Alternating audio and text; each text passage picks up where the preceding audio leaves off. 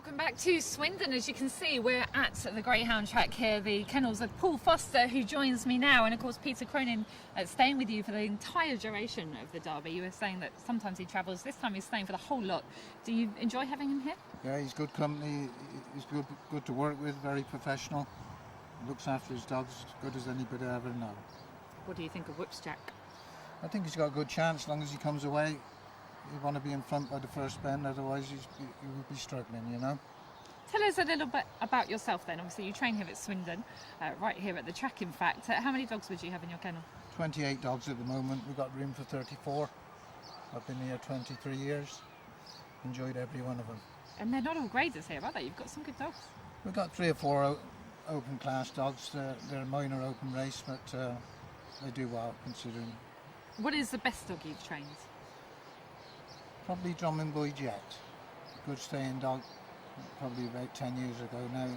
Or Dark Hondo won the Cesar Rich. And we've had a good marathon bitch called Call Girl won the Durando Marathon. We've had 1 or 2 others as well.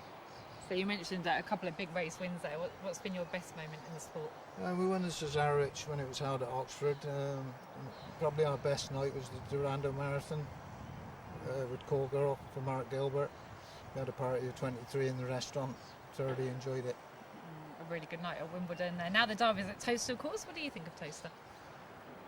Well, I think it's just a course that suits certain dogs, really. It probably suits the railers more so than the wide runners, but probably lacks a bit in the straights, but it's probably a fair test. I think you're probably the man in the country with the shortest commute to work. Do you think that'd be fair? Yeah, I've only got 2 minutes walk. You literally take your dogs from the kennels and walk them into kennelling, do you? Yeah, no problem. Makes it easy. Better than all the travelling, like, you know. Definitely. So I'm hoping that you're going to give us some inside information on what's happening here. Are the renovations starting, or what's the latest news? Do you know? Well, I think it eventually will take place. It's just a lot of planning issues at the minute, and they've moved the stadium back, leaving it where it was. They were going to move it into the car park, so they've had to submit new plans to put into the new development. And there's been a few issues with the drainage and one thing and another, but I feel confident it will happen. Well, that's good news. Now you're going to give us a guided tour of your kennels shortly, aren't you? Yes.